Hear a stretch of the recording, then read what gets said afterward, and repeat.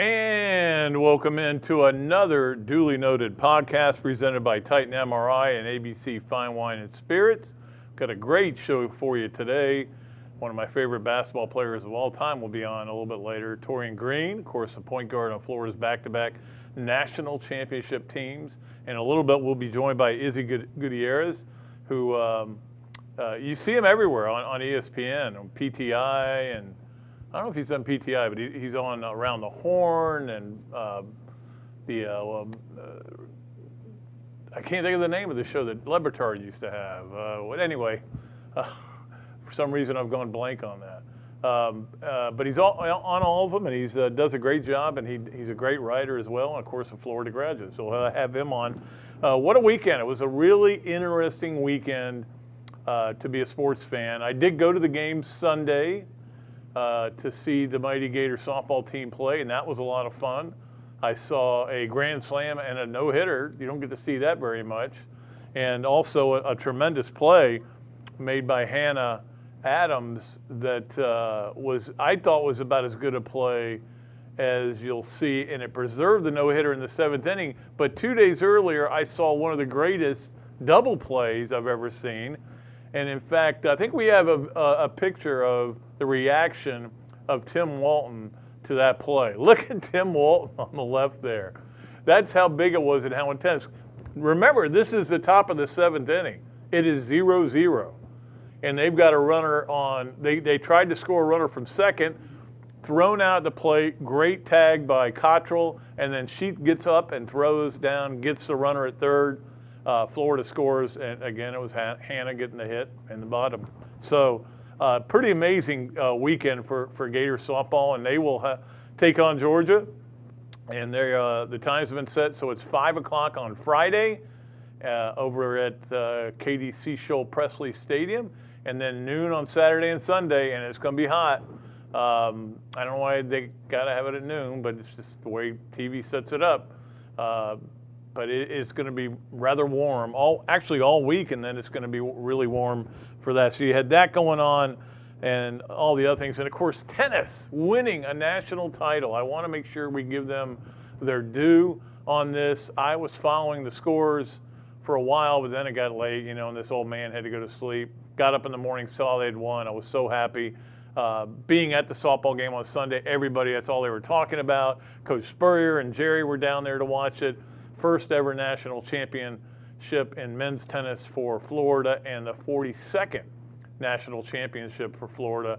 And just an amazing story. And just talking to people about Brian Shelton and why they hired him, and when Andy Jackson left from Mississippi State, and why they hired him. And the funny story is that they sent everybody was meeting about him and had done interviews, and then they were like, hey, what are we doing? He's at the airport. Don't let him go. Don't let him leave town. They sent their director of ops to the airport, said, don't leave. We want you. You got the job. Come on back with us. And he's done it. I mean, it took a while. I mean, his first 6 seasons, 4 of them they had double-digit losses. It took him a while to build the culture. And if you watch the post-game press conference, it's an amazing press conference where he's talking about building that culture and becoming a winning team and a winning program, and has done it as good as you can do it. I mean, lost the doubles point, then just won all the singles until some of them weren't finished. So you had all that going on. We'll get to some of the other things that were going on as well around here. I will talk a little bit about baseball at some point, although it's painful to do right now. We are, by the way, this is episode 46 of the Duly Noted Podcast, Another Dooley Noted Podcast, and we need to do something special for the 50th one. Maybe we'll have a special guest, or we'll bring somebody in, and I don't know. We'll try to find somebody really special for the 50th one, and it's hard to believe we've got that many. We've done that many. And we appreciate all of our great sponsors. Of course, you can watch us on Facebook and YouTube, which some of you are doing right now. Or you can listen to us on Apple Podcasts, Spotify, Google Podcasts, iHeartRadio, CastBox, Overcast, any of the 39 platforms where you can find this podcast or your favorite podcast. Remember to like, follow, subscribe so you don't miss an episode. All right, we are going to be joined right now by a University of Florida grad and a legend now at ESPN, the great Izzy Gutierrez. Israel, how you doing today? I'm doing great, Pat. How are you? Great to see you. Good to see you. Well, I see you all the time because I mean you're on all these shows. I mean, it's highly questionable, around the horn. Yeah, have you been on PTI? I have been on PTI. I'd done it a few times. I want to say in like 18 and 19, up in DC with Frank Isola for a couple of weeks a week each time. And then I just did it recently with Mina Kimes. I think it was 2 Fridays ago, which was a lot of fun.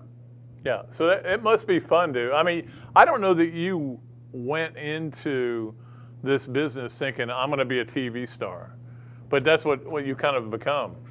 So it's funny because I remember one of my professors in the J school asked me when I was graduating, where I would be in 10 years or where I wanted to be in 10 years.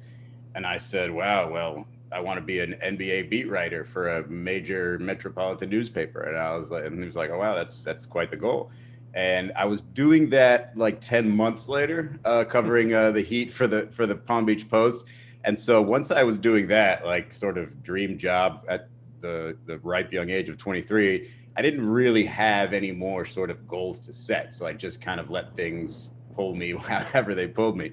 And it turned out covering the Heat for the Herald for another 8 years and being a columnist in my own hometown paper, which was, a very cool feeling. And then sort of ESPN, an option I never really thought of growing up, or even when I was, a professional already, just kind of happened, and have been writing way less and doing way more TV, and I never thought I would be. So, I think at some point you got to kind of reel it all in and sort of grasp, read, organize, and sort of figure out what it is that you want for yourself. But the TV side of it just kind of came out of nowhere. I did not expect it. What was your last year here at Florida? What year did you graduate? 99. So actually the full year of 99, all the way through December. So you got to go through the Spurrier experience in its full entirety when they were at their best, and covered the Gators. I mean, that must have been. I mean, I was right there with you, but that still, for a young guy, that's got to be a great learning experience.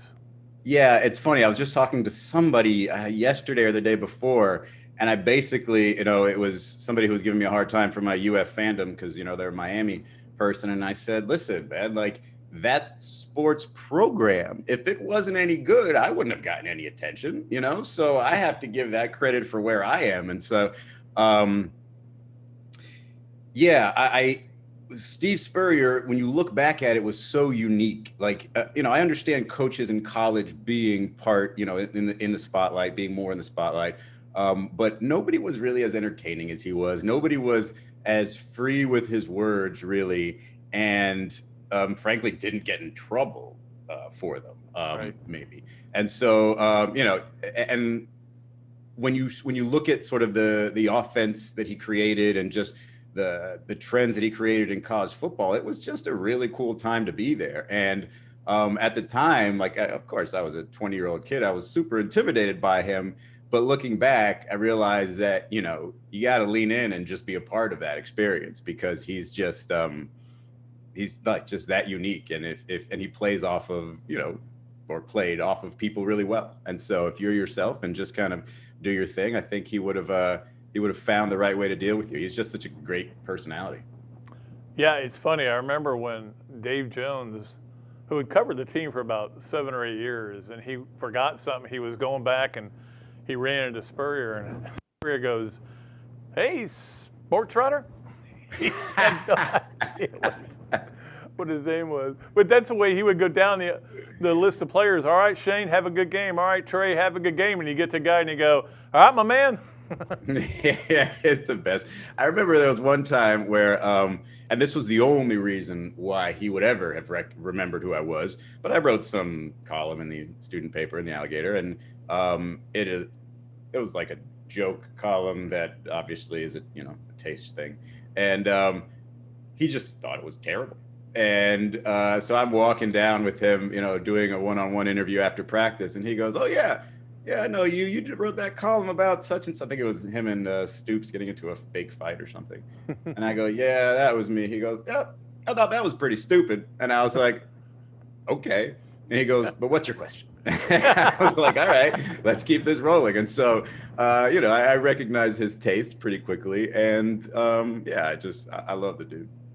What about professors here in Florida? Anybody that really kind of helped you out? I know I had one, and that kind of got me over the hump and made me retire now, but got me over the hump and made me a sports writer. Is there anybody that really helped you out here? But yeah, I would say Professor Griffith was pretty influential, just in terms of like he's the first guy who just made me feel really good about something I wrote at that level. It was a Teddy Dupay feature, actually. And he, went out of his way to compliment me and just said he thinks that I have a future, and told me, I guess I could say this now like this, he told me that he and Gene Chance literally had a debate about me. She didn't think I would be much of anything, and he did. And, I don't really know who won. I guess it depends on, taste, because I could be successful but still not be somebody's taste. But I would say both of those for different reasons, both of those professors. It's funny because Gene Chance was the one who really made me feel good about everything. So obviously they had different, you and I are different. Well, I think, and this is, but this, I don't really blame her for this. Like she made a read off of me based on my interest in her specific class. And it just so happened at the time, like I was just getting into student newspaper stuff. I was just deciding basically at that time that I was going to be a sports writer and not just, or not pursue like news journalism or anything like that. And so that's not really where my focus was at the time, and so I get it. I don't really think that, it's not like I really cursed her name and said, "Oh, I can't believe this and that." But like, it was an opinion thing. And like, I was focused on a different area. And so, Yeah, absolutely. And she and I had questions about that because I just wanted to write sports. Mm-hmm. And I was like, I don't need to go to a city commission meeting. I'm never going to write. If that's my future, I'd rather, be a garbage man. In terms of like researching, I think I learned more in that class, in her class, than I did anywhere, and to this day. But it didn't really result in an A, I guess. Well, let's talk some sports. Obviously, what we saw over the weekend with Phil Mickelson was an unbelievable story, and I was trying to decide today: was it bigger than Jack winning at 46, the Masters? Now, Jack was 4 years younger, but it seemed less probable. I'd written Phil off a couple of years ago. I'd watched him play, and it was awful. But he's gotten it back. I mean, what do you think? Was it bigger when Nicklaus won at the age of 46 or Mickelson at 50? Well, this is the interesting part, and this is just showing like where my age is on this. And it's like I don't really have a reference point on Nicklaus in terms of how I felt at the time. Obviously, I had talked a lot of golf over the years with guys like Mike Lupica, Bob Ryan, Mitch Albom, and they had reminded me of that time so often, and just how great it was, and how amazing a tournament that was, and just at that age, having accomplished that.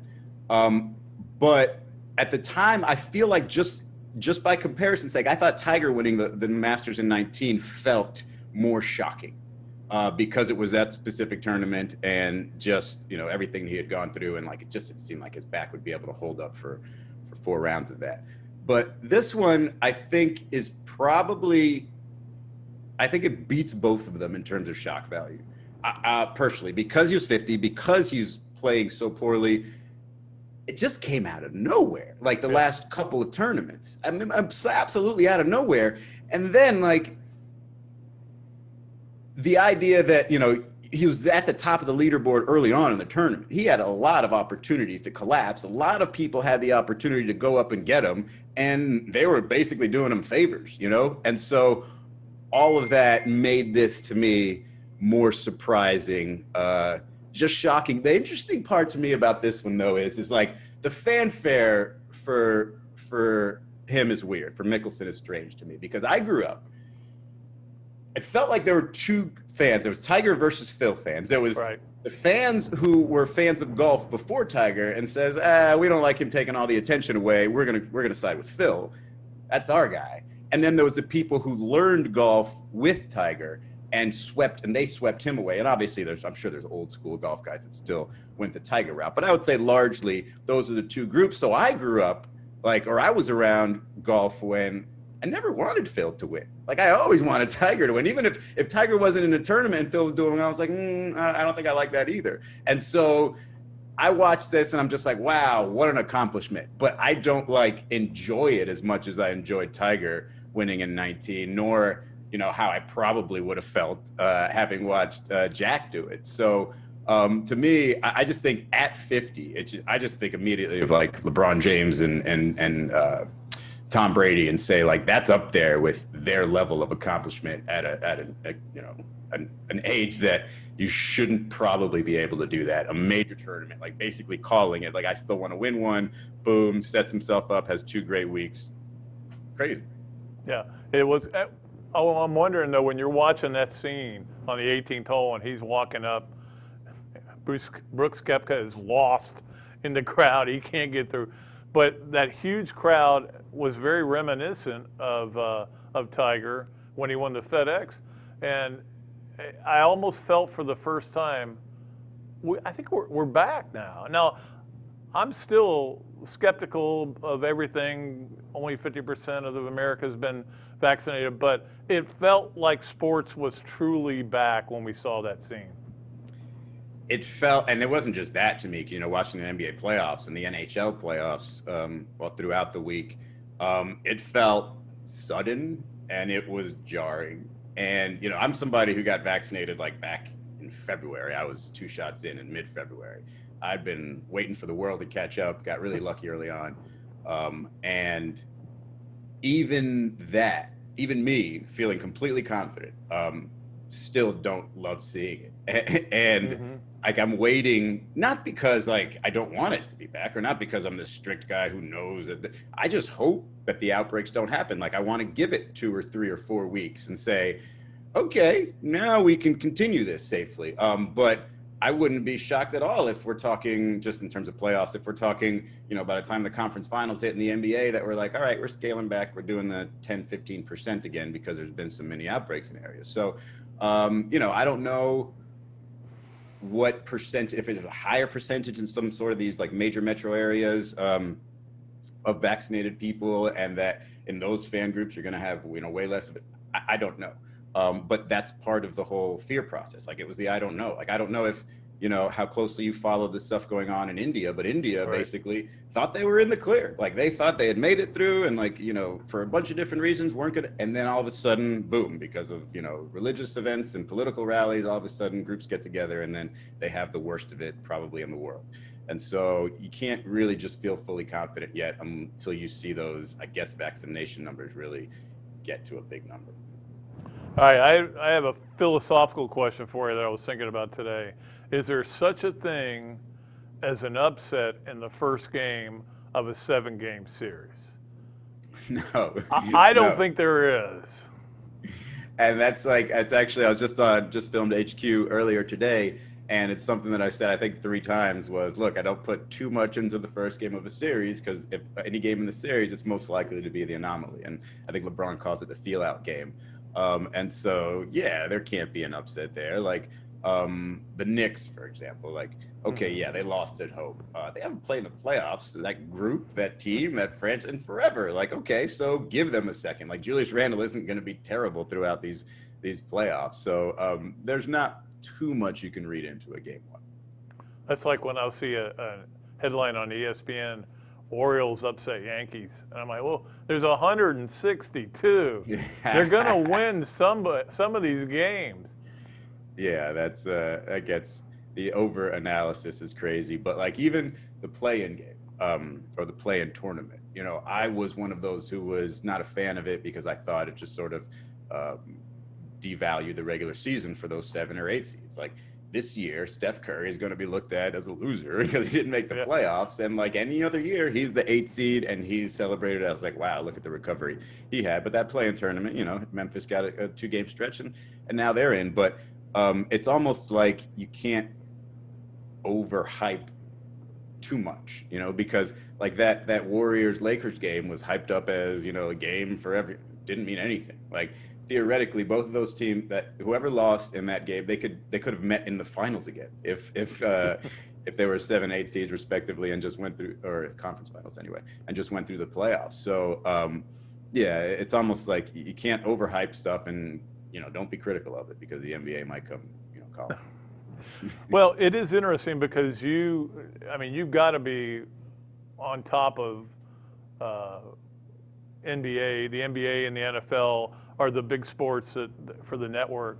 But I mean, I know you still have some college in you. You like to watch college sports, and I'm curious what that's like for you, because these guys are probably poo-pooing anybody that is interested in college sports. I mean, yeah, you got to be in the college lane, basically. You know, they sort of separated themselves, and that's fine.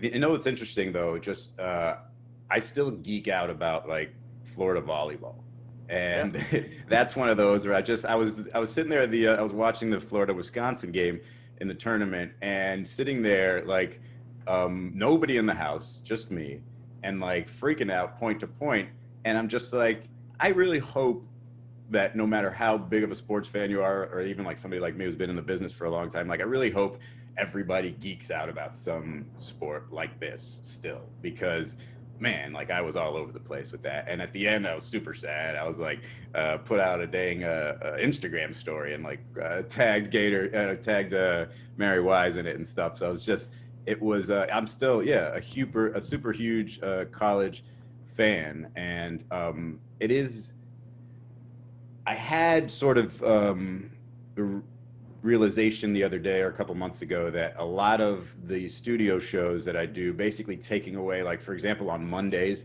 by the time you get to Monday, college football has been erased by the NFL. And so you know, around the horn, highly questionable, we're barely talking about college football, unless it's some story midweek that doesn't really have anything to do with the games, probably has more to do with the rankings. So it's actually taken my attention away from it a little bit. And, you know, if not for the Gators football team continuously being really good, I probably wouldn't have paid as close attention, because you know how much I love Billy Donovan and the Gators and the basketball team. And like, that's my number one love, or it had been. But like, honestly, over the last 3 or 4 years, and this is going to sound terrible, but they haven't been like regularly good enough to capture my attention or to pull my attention away from other things that I have to watch. And so in that respect, I am pretty sad.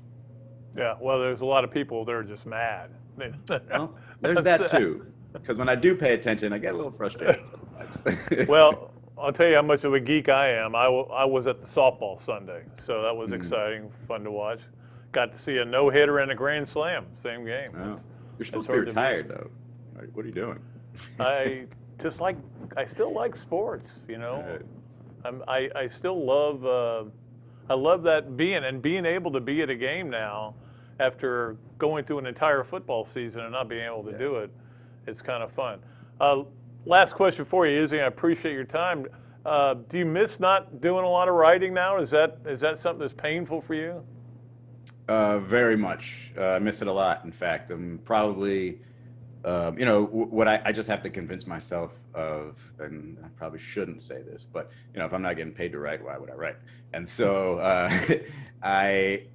I do want to write, and I'm probably going to write something soon. It's not even like NBA or like super sports specific, but I feel like I need that outlet. And that's kind of what I was talking about earlier in terms of like reorganizing or just sort of taking control of your career. Like sometimes it could happen, you know, partially out of your control, or sometimes it can be something that you can actually dictate. And I feel like I am approaching, if not already reached a place where I can dictate a few things for myself. So yeah, I think I miss it, and you'll probably see more of it from me before I go away. Just so you know, Tim Tebow signed with the Jaguars. There's a subject maybe you want to I am so glad you did not ask me about that, because I think there will be some people angry about my opinion on that. Well, you're one in a long line of UF alum who are on TV, whether it's Jesse and Aaron, all these people, Laura Rutledge. It's amazing, and the UF Journalism College should be very proud of it. But thanks a lot, man. It's great to hook up with you. Maybe we'll get you later on during football season. Yeah, absolutely. Anytime, Pat. And honestly, like, I don't know why you retired, because based on like just looking at you, you look great. You sound great. So you probably got like another couple decades in you. Well, they made me an offer I couldn't refuse. Okay. All righty then. Well, have a good one. Great talking to you. Thanks. We'll see you, buddy. Israel Gutierrez, of course, from ESPN, does a great job all over TV. One of the best, I think, that does it. I do want to see him write more, because he's a really good writer as well. We appreciate him being on the show. I tell you what we'll do is we'll go ahead and, should we take a break? Or, yeah, I guess we'll go ahead and take a break, and then we'll come back and we'll have Taurean Green on. So this is going to be one of my favorite shows, because Izzy, when he was here, knew him really well. He was a lot of fun to talk to, really pleasant guy, great guy to swap stories with. And then I kind of lost touch with him, because he went down to Miami, and I said, man, I was watching, I guess it was Highly Questionable. Yeah, I was watching, and I said, man, I should get him on. So I got a hold of his number and got him on. And Taurean Green is going to join us, hopefully, in a couple minutes. And he's one of my favorite Gator players of all time, of course. 2-time national champ. So we'll get that. Then we'll get later on to 3 things presented by Hand Law, Leonardo's a Millhopper quick picks. We'll talk a little bit more about the softball, because I am a softball geek, just so you know. And of course, the Adams Ribco to go. Gator of the weekend. We have multiple Gators of the weekend. 2. That would be multiple. So we'll do all that when we come back. You're watching Another Dooley Noted Podcast. Hello there, everybody. I'm Pat Dooley, of course, from Another Dooley Noted Podcast. And this is a great Adam brewer, and he's just opened up a place here, Adam's Ribco to go. What gave you the idea to do this, to have a to-go place? We really like the fast concept, being able to get the barbecue. Now we have this new online ordering. So before it was a call ahead carry out, quick service. We have like a curbside kind of a deal where everything's ready to go for you. And then we thought, wow, we have a really great dine-in concept, but how can we make this streamlined for the customer and make it easy and accessible for all parts of town? Adam's Ribco to go. Come on down and enjoy it. Titan MRI, North Central Florida's premier independent diagnostic testing MRI facility. At Titan MRI, we're focused on you, the patient, having a great customer experience. Our MRI equipment is modern and 75% quieter than any unit in its class. And our MRI unit has one of the largest openings of any of the newer high-strength MRI units, which allows comfortable scanning for potential claustrophobic and larger patients. At Titan MRI, we look forward to serving you. You can get your favorite alcoholic brands from ABC Fine Wine and Spirits delivered right to your door. ABC Delivers is available in Tampa, Orlando, Jacksonville, and all of the Southeast Florida. Earn ABC points for coupons and free bottles through abcdelivers.com. It's powered by FedEx Same Day City, and you're going to love the price. Free with a $50 purchase for the first 7 miles. So wine, spirits, beer, and everything you need to celebrate. Get it delivered. Shop abcdelivers.com. Thanks so much to our title sponsors, ABC Fine Wine and Spirits and Titan MRI, and to our pick sponsor, Leonardo's of Millhopper. You can find us live on Facebook and YouTube, or listen at your leisure on Apple Podcasts, Spotify, and Google Podcasts, or wherever you find all your favorite podcasts. I'm excited to continue this podcast and to have your company on board as a sponsor. If you're interested in being part of the show, email me at patrickdooley54@gmail.com or give me a call, 352-317-3444.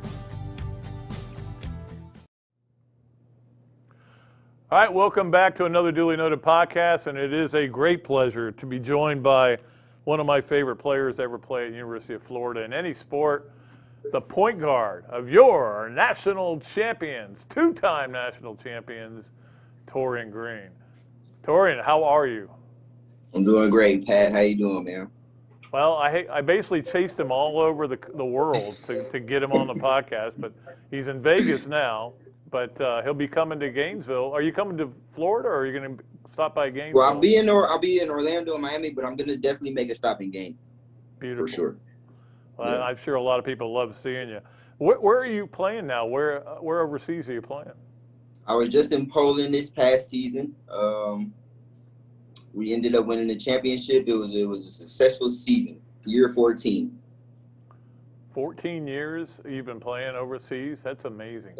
Yeah, 14 years. Body's feeling great. I've been blessed to be able to stay healthy for the most part. No major injuries, and I've just been enjoying the ride. What do you do with those championship rings, though, when you're overseas? Because you don't want to take them over there. No, I keep them with my mom. My mom keeps great care of them for me. How many rings do you have? Now, so you got SEC tournament, SEC championship, 2 national titles. SEC tournament, SEC championship, 2 national titles. I think 4, 5. Yeah, right up in there. 4 or 5 total. Yeah. Also, we got a lot of championships. A lot of championships, Pat. A lot of championships. And of course, the MVP of the I'm not gonna get this wrong. 06 There you SEC go. tournament. Right? Yep. A lot of great memories, man. It seems like I was just talking to one of my teammates this past season. It seems like literally a couple years ago we were just in college, playing in the national championship, playing in the SEC tournament, and just going through the season with those guys. So, it's still fresh in the mind, and it's still a lot of great memories and always fun to think about and to reminisce. How long do you want to keep playing over there? You just want to go as long as you can? Yeah, I mean, my body feels great. Like I said, I think I could play another 3 or 4 years, but my kids, they're getting older. My daughter, she's 7, about to turn 8 next month, and my son is 5, and my youngest just turned 3. So they're growing fast, and I want them to be able to be in the States and to go to school and all that. So maybe play 1 more year or two max. We've talked about the story of the 04s a million times, but I'm just wondering what it was like the first time you met, Al and Joakim and Corey. Well, I played with Corey at the NBA Top 100 camp, and Al was there as well. The only one I hadn't met up until that point was Joakim. But when we all got to campus and we all, got together, the first thing we wanted to do was go play basketball. Hey, let's go to the gym. And, it all started there, and the chemistry that we had just from the jump. Just in terms of the guys being from, 4 different places. Corey being from, Portland, Tennessee, Al being from Michigan, Joe being from New York, and me being from Florida. You put 4 different personalities, all together, and we just clicked. It's very rare, and I think that's what separated us from other teams. Not only our talent, but the chemistry that we had in between ourselves and our team. Yeah, and certainly you guys kind of came out of nowhere in 06, because I remember Billy let me spend a full day with him because Florida basketball had been struggling to get through that, knock down that barrier of getting out of the first weekend. So it wasn't as big a deal. You guys won those 17 in a row. I mean, could you guys feel that you were going to do something special?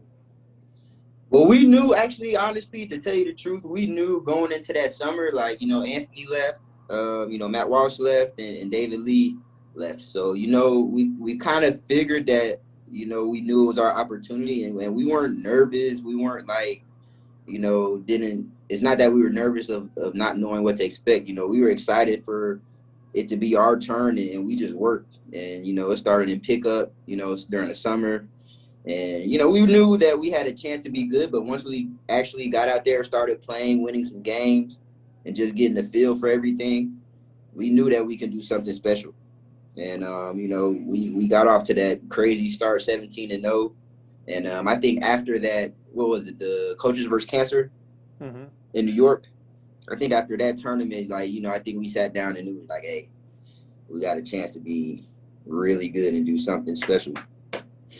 Yeah, and, you know, Billy could be hard on guys during practice.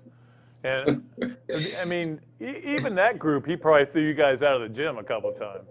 Oh, yeah, I got kicked out of my freshman year. I got kicked out of practice multiple times. I got kicked out of practice multiple times. Too many turnovers. You know, him just being on me. I'm going to tell you the story. One time we had practice. I think it was normal time. I think it was either at like 12 or 1 o'clock. And we had went out the night before. And so, you know, it was a rough practice. Like, we got through it, but, you know, it wasn't one of our best practices. So he didn't say anything the whole time. He's just like, okay, come on, keep going. So we're like, all right, like, coach is chilling today. So we huddle up at the end. We went for like 2 hours. We huddle up at the end. So he looks at us, just chewing his gum. He's like, you effers have a good time last night? And we was like, I was like, hey, you know, come back here at midnight. Everybody, take ready to go. So we had to come back at midnight. You know, so that was just one time he kicked us all out. And he brought us back that night and practiced again for like an hour and a half. Wow.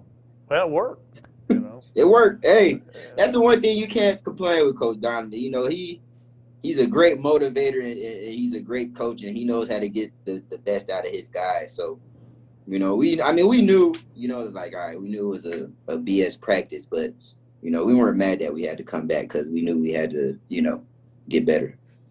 You know, the game that has always stayed with me, and sometimes I think back at it, and I don't know that I realized at the moment how big a deal it was, but later looking back, was that Sweet 16 game against Duke in the Carrier Dome. I mean, Duke was the established program, and all right, I think a lot of people were saying, you know, Florida will struggle with them, Duke's too good. And you guys beat them pretty handily. Duke, which, no, we didn't play Duke, did we? No. Yeah, in 06. You beat Duke, and then you played Oklahoma State. No, Pat, I don't think so. Not us. Yeah, I'm positive. I was there. Duke and Oklahoma State. I don't remember playing them. Do you remember playing in Syracuse? No. We didn't play at Syracuse. No, I think that was a couple years. I think that was the 00. You're right. That was the 00. Yeah.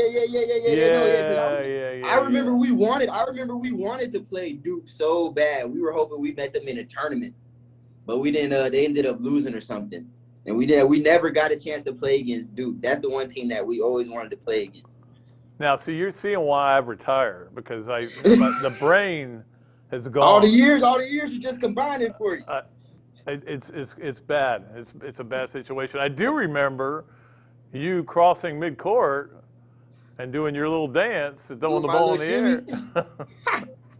Yeah, I don't know what got into me. I was like, hey, I think it just hit like, hey, we're national champs. We just had to do a little shimmy. How hard was that next year? I mean, because you were defending national champs. Everybody was gunning for you. They rushed the court anytime anybody beat you. It was rough.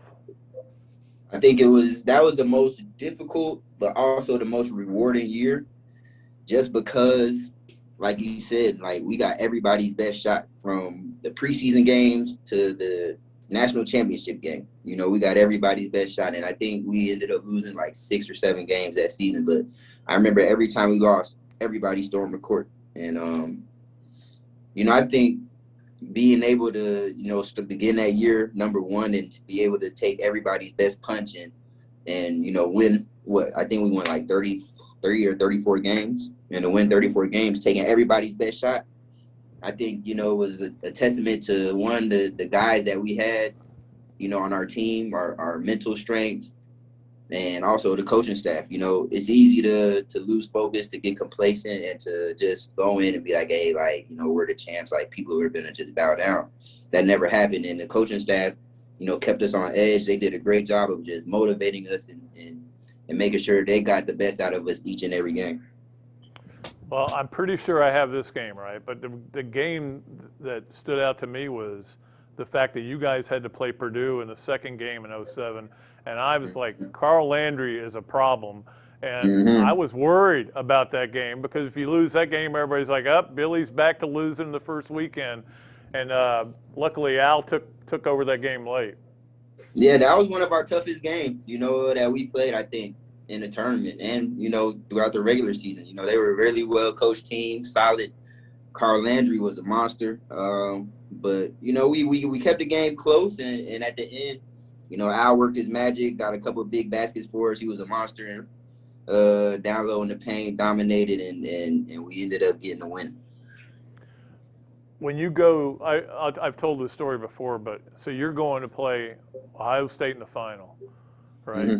And I'm getting dressed, and my wife and daughter are there, and my wife says, "What's the matter with you?" I go, "I'm nervous. I'm really nervous." She said, "Pat, we had you nervous?" She said, "Pat, do you think these guys came back to lose in the final? They're not losing this game." I went, "Oh, you're right." So I went there, sat down there, and went, "This will be fun." The first time we played Ohio State, I think that was when in Gainesville. Yep. That was when Greg just was coming back. He had the cast on his hand, playing with the cast. And I think we ended up beating them by a lot. But, you know, I think that championship game, we knew that, one, they were going to come ready to play after we beat them the first time. And two, they're a really good team. You know, they had Greg Oden, they had Mike Conley, they had Daquan Cook, they had David Lighty, who's over in Europe right now, playing EuroLeague, having a great career. You know, they had Ivan Harris, Jamal Butler. Yep. They had a really balanced team. Othello Hunter, who's in EuroLeague right now as well, over here playing great basketball. So they had a really balanced team and a really good team.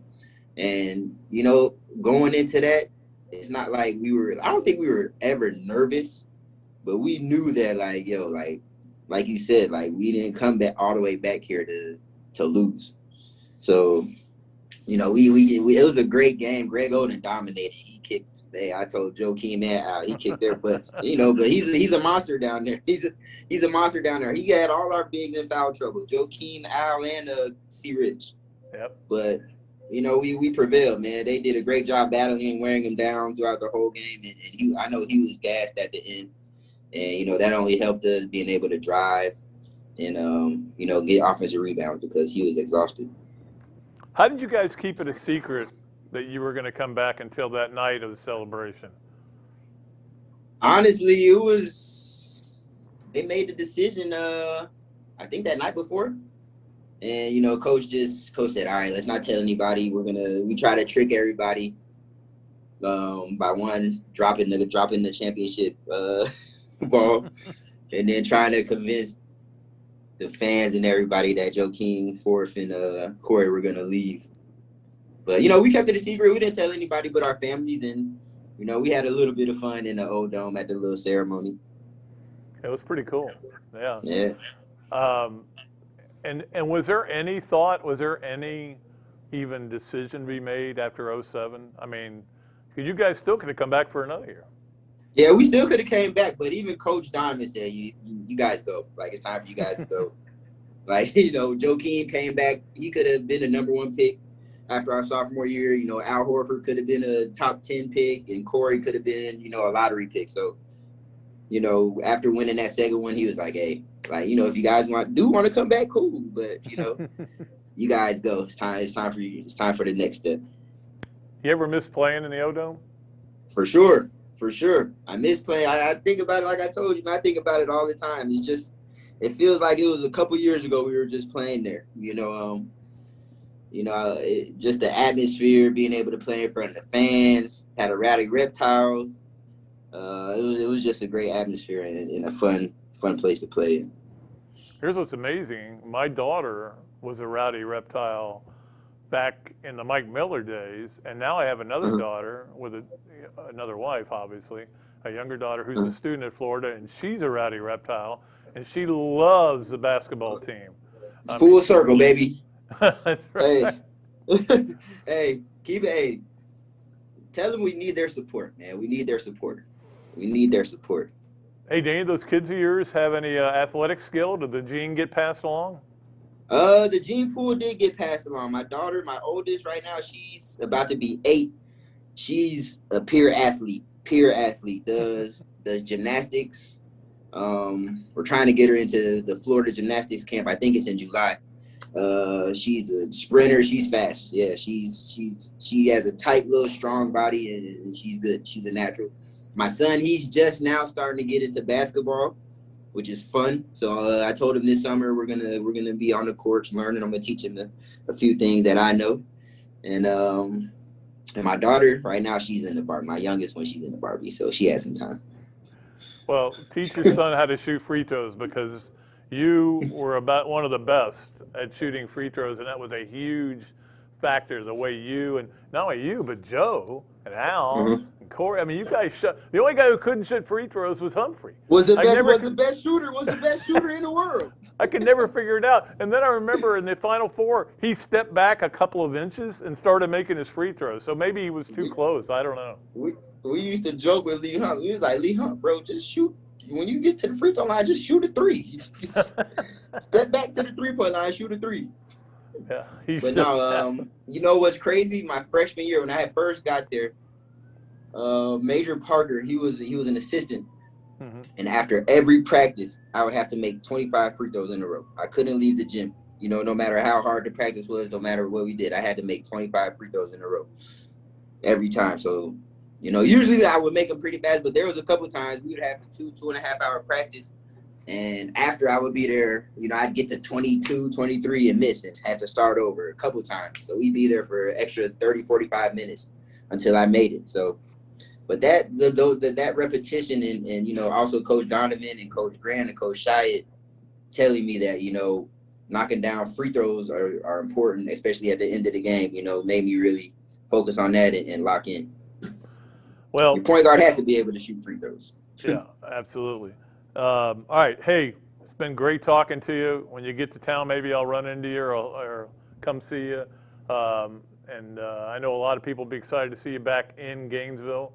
And we root for you over in Poland or wherever else you want to play. Hey, we'll figure it out. Just gonna wait and see next year what's gonna happen. I'll definitely keep you updated. I appreciate you having me. You always been one of my favorite reporters. My man, Pat, man. Thanks for having me on the show. Well, thanks you, Torian. I'm sorry I screwed up that 2000 to 2006. Hey, like you said, man, all the years combined, man. It's okay, no problem. Thanks, bud. Appreciate it. Dorian Greene, one of the greats of all time, point guard on back-to-back national championship teams, of course. I can't believe I did that. And he's trying to tell me we didn't play Duke. And I'm sitting there going, of course you did. I was there. It was in the Carrier Dome. Oh, that was the 2000 team. I guess maybe it's going. Maybe this is the beginning of it. I don't know. Anyway, that was great. He was great. As you know, you cannot do a bad interview with Taurean Green. It's impossible. So hopefully I didn't screw it up too badly. What we will do right now is we will take a break after those two tremendous interviews with tremendous people that I really care a lot about. We'll do that. We'll come back, and it'll be time for three things presented by Hand Law. We'll get to the Leonardo's and Millhopper Quick Picks and the Adams Ribco to go Gator of the Weekend. All that and more coming up on Another Dooley Noted Podcast. You can get your favorite alcoholic brands from ABC Fine Wine and Spirits delivered right to your door. ABC Delivers is available in Tampa, Orlando, Jacksonville, and all of the Southeast Florida. Earn ABC points for coupons and free bottles through abcdelivers.com. It's powered by FedEx Same Day City, and you're going to love the price. Free with a $50 purchase for the first 7 miles. So wine, spirits, beer, and everything you need to celebrate. Get it delivered. Shop abcdelivers.com. Titan MRI, North Central Florida's premier independent diagnostic testing MRI facility. At Titan MRI, we're focused on you, the patient, having a great customer experience. Our MRI equipment is modern and 75% quieter than any unit in its class.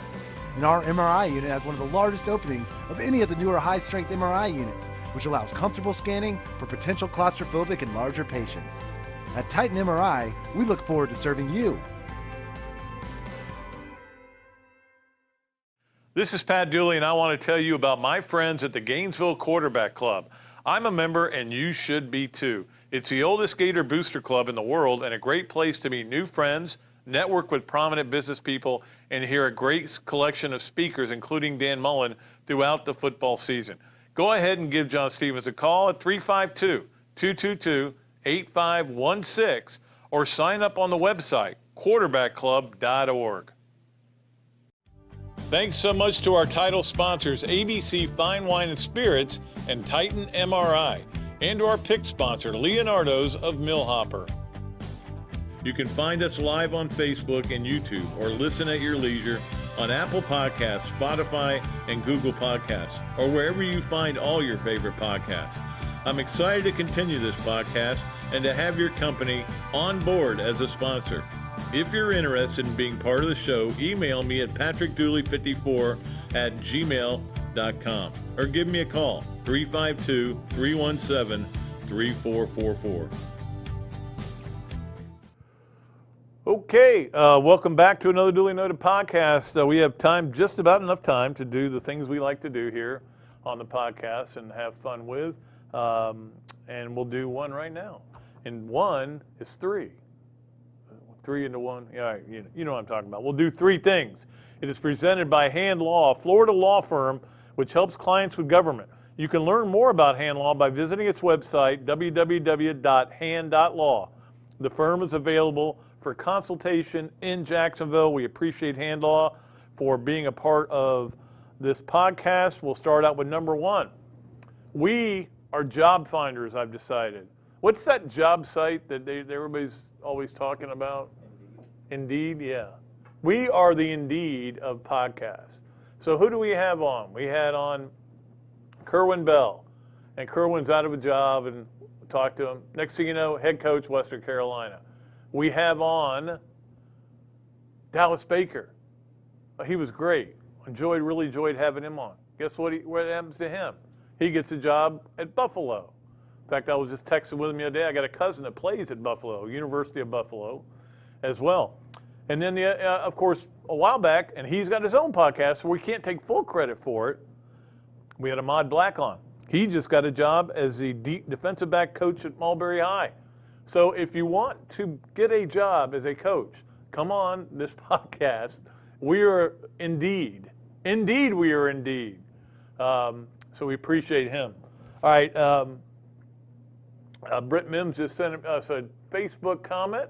That was great. I'm talking about the interview with the great Taurean Green, and it was great. And I appreciate Taurean coming on. It was an effort to get him because he was overseas, obviously, for so much time. All right, number 2.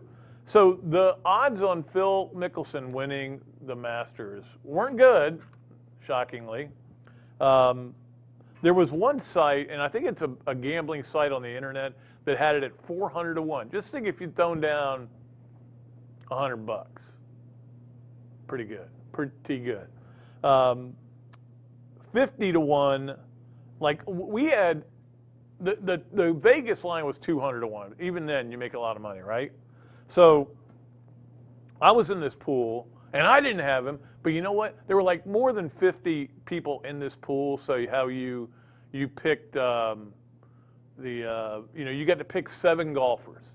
So whatever 50 times 7 is, 350, golfers were picked. Not one person picked Phil Mickelson.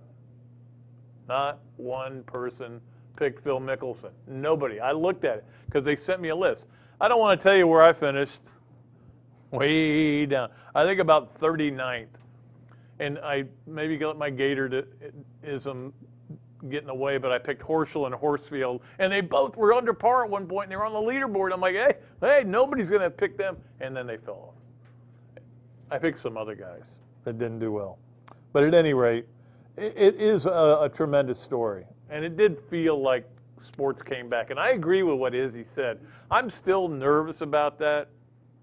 about crowds like that. And I know that I'm vaccinated, and I know a lot of people are vaccinated and they feel more comfortable. I was at the softball game. I didn't wear a mask at the softball game Sunday.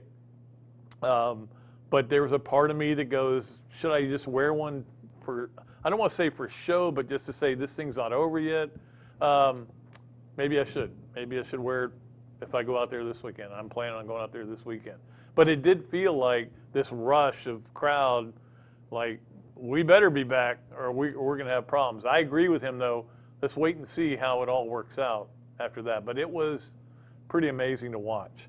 And then finally, number 3, I haven't talked much baseball today because baseball had a chance to win all 3 games and lost all 3 against Arkansas, the #1 team in the land. They have amazing pitching. Florida just couldn't get big hits, so they lose 3 in a row. And they play Tuesday against in a morning game against Kentucky. Boys, you better win that game or you may be on the road for the rest of this season. Because I'm not sure that if you lose that game, you're going to get to host. You're not going to host the Super Regionals. We know that. You needed to win 2 out of 3 there and then maybe win a couple of games in the tournament to do that. But losing those 3 games, look, there's no shame in getting swept by Arkansas. They're really good. They may win the whole thing this year. But now you put yourself in position, you better win that Kentucky game. You win the Kentucky game, I think you'll be fine, whatever happens after that, because you'll get 2 more games to play against teams with high RPIs. But you better win that game.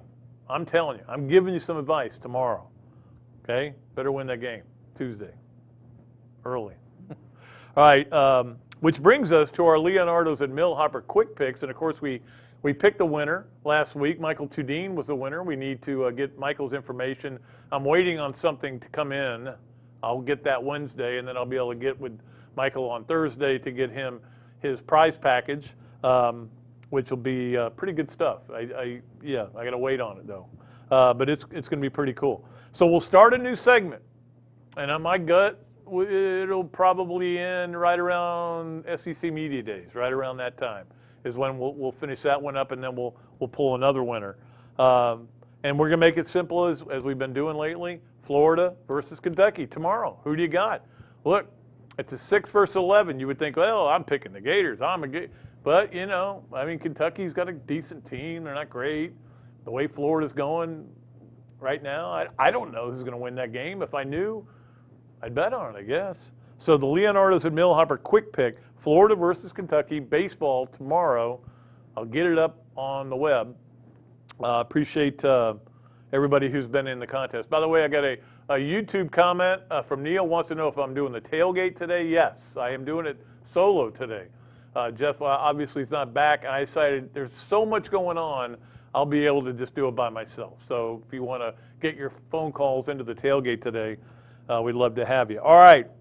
Finally, Adam's Ribco to go Gators of the weekend, and I decided to make it the new sitcom that I'm creating. It's called The Sheltons. Brian and Ben Shelton. Of course, Brian, the coach of Florida, national championship coach now. Ben Shelton, who played at Buchholz, his son, got the winning point. How amazing is that the point that clinches the first ever national championship is by the coach's son? To me, that's one of the greatest stories ever. I mean, it's unbelievable. You couldn't ask for a better way to do it. So the Adams Ribco to go Gators of the weekend are the Sheltons, Brian and Ben. And congratulations to the mighty Gators for winning that. It was exciting. The whole thing was exciting. It's just amazing that happened that way. By the way, I wanted to give a shout out. I did it on the website, the WRUF website. Lisa Humphrey, who pitched at Gainesville High here, now pitches for James Madison. Guess what? They're one of the teams that's still alive. They won their regional in Knoxville. They knocked out Tennessee. She is now 14-0. She pitched the last game. She didn't pitch the first 2. They got 2 really good pitchers. In fact, they're dangerous. Going up now, they go up against Missouri. The SEC has 8 teams still alive of the 16. Of course, they have to match them up so they can try to get some of them out of there. Alabama plays Kentucky. Florida plays Georgia. And then you got, and then LSU, FSU, which is going to be really interesting. I think I circled FSU by mistake. 7 of the 16. So there's 2 mistakes I made today. Well, maybe it's time for me to go home, but I will go do the tailgate. All right, that's going to do it for another edition. Really want to thank our 2 great guests, Izzy Gutierrez and Taurean Green. That was fun stuff, even though I screwed up a little bit. It was fun, and I enjoyed it. I hope you did too. We will be back with another presentation on Friday. That'll be number 47. Yeah, on Friday. I know Cooper Carlisle is going to join us, so we'll have another guest as well. Former Gator Cooper Carlisle, of course, played a lot of years in the NFL as well. And that'll do it. Until next time, thanks to Evan for doing a great job as always. Till next time, I am Pat Dooley. I am deep. I'm way back, and I am out of here.